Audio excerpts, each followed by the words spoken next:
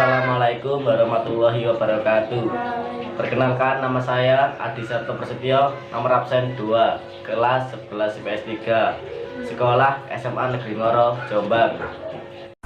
Perkenalkan, nama saya Fitria Ningrum, nomor absen 16 dari kelas 11 IPS 3, asal sekolah SMA Negeri Ngoro.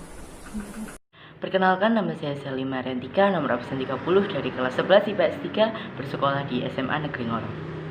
Perkenalkan, nama saya Wahyu Dwi Sudistyo Ningrum, nomor absen 34 dari kelas 11 IPS 3, asal sekolah SMA Negeri Ngoro.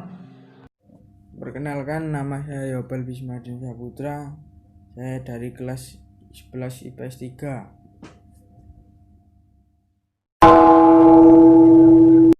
Kasus pembunuhan Angelin, anak berumur 8 tahun yang awalnya dikabarkan menghilang, akhirnya ditemukan tak bernyawa beberapa pekan kemudian pada media 2015. Jenazahnya ditemukan di dekat kandang ayam di belakang rumah ibu angkatnya, Margaret Christina Megawe.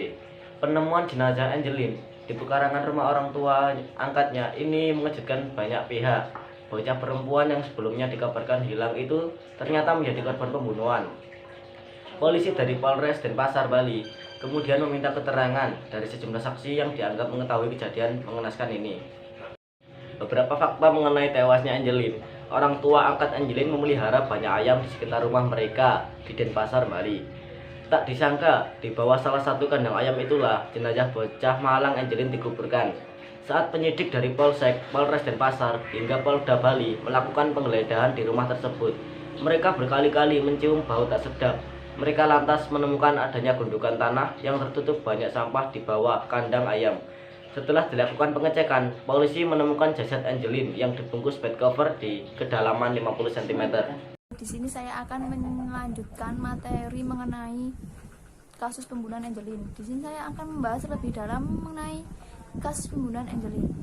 Polisi menyatakan Agus adalah salah satu mantan pegawai dari rumah tersebut, merupakan tersangka kasus pembunuhan Angelin.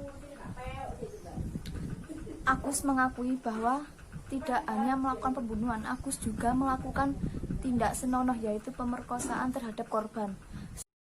Usai melakukan tindak senonoh, Agus membiarkan tubuh korban beberapa hari di dalam kamarnya. Setelah beberapa hari di dalam kamarnya, Agus akhirnya memutuskan untuk mengubur jenazah Angelin di dalam pekarangan rumahnya. Kepolisian akhirnya menetapkan Margaret Christina Megawe sebagai tersangka kasus pembunuhan anak angkatnya, yaitu Angelin. Status tersangka dikenakan setelah Polda Bali melakukan serangkaian penyidikan yang mendalam, termasuk dengan uji laboratorium forensik. Kepolisian sudah cukup kuat untuk menetapkan Margaret sebagai tersangka pembunuhan, yaitu berdasarkan pengakuan Agustinus Tai Hamdani yang sudah lebih dulu menjadi tersangka kasus pembunuhan Angelin. Bukti yang selanjutnya berdasarkan hasil penyelidikan di tempat kejadian perkara, yaitu rumah Margaret. Dari pemeriksaan TKP yang dilakukan lebih dari satu kali menunjukkan keterlibatan Margaret sangat kuat dalam kasus pembunuhan Angelin.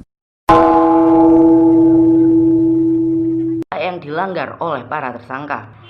Dengan ditetapkannya Margaret Christina Megawe sebagai tersangka pembunuhan, Margaret saat ini dijerat dengan pasal yang berlapis. Margaret dikenai pasal 340 KUHP, pasal 338 KUHP, 77B yang masuk dalam pembunuhan berencana, serta pasal penelantaran anak. Tersangka lainnya yaitu Agustinus Tai Hamdani yang terlebih dulu menjadi tersangka dikenai pasal 340 Jangto 56 KUHP terkait pembunuhan berencana, yang dalam hal ini peran Agus adalah turut serta dalam pembunuhan Angelin.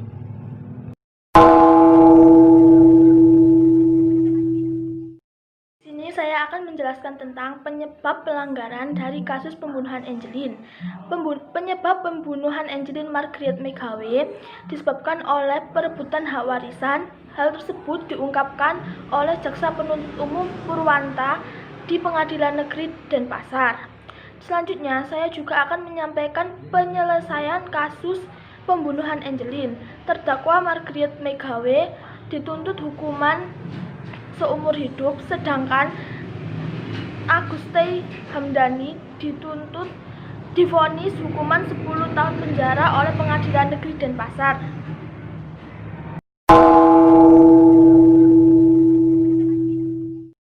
Kesimpulannya adalah pembunuhan berencana merupakan salah satu perbuatan yang diancam dengan pidana mati. Selain itu juga ancaman hukuman pidana penjara seumur hidup atau selama waktu tertentu, paling lama 20 tahun ancaman pidana bagi pelaku pembunuhan berencana, yaitu hukuman mati atau penjara seumur hidup atau penjara sementara selama-lamanya 20 tahun. Sekian, terima kasih. Wassalamualaikum warahmatullahi wabarakatuh.